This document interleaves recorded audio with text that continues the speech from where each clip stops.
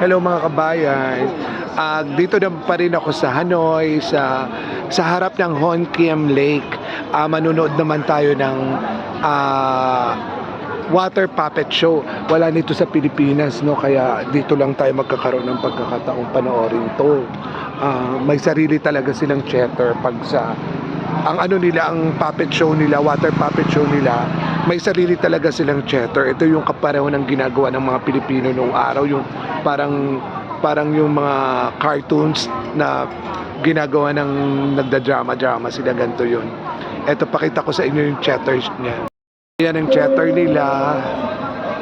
Nat Han Muang Rung Tunglong Water Puppet Theater. Ayan siya. Sa harap siya ng Hon Kiem Lake. Kung magagawi kayo dito. So ang panunorin ko yung it will last parang 1 hour siya.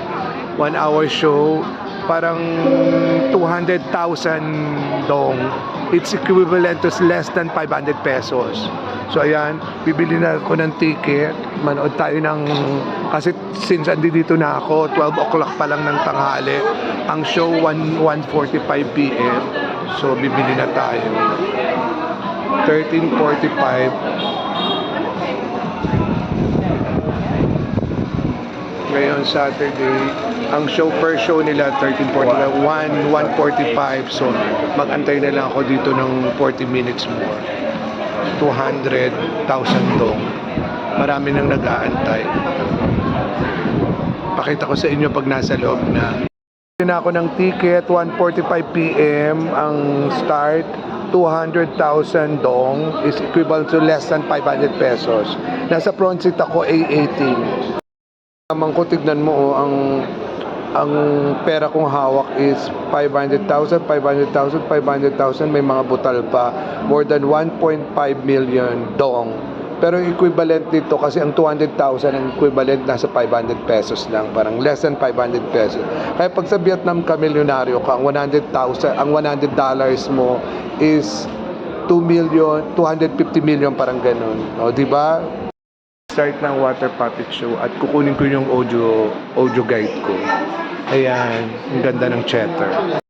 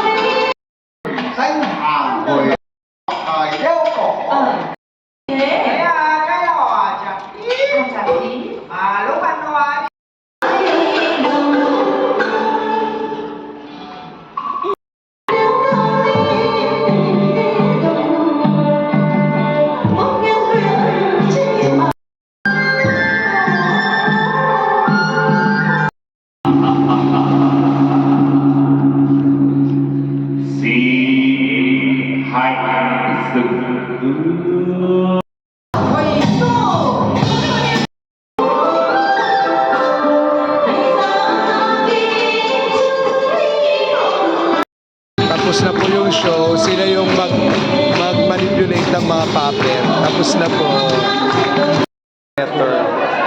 Theater souvenir, water puppet show, theater souvenir. Pwedeng bumili.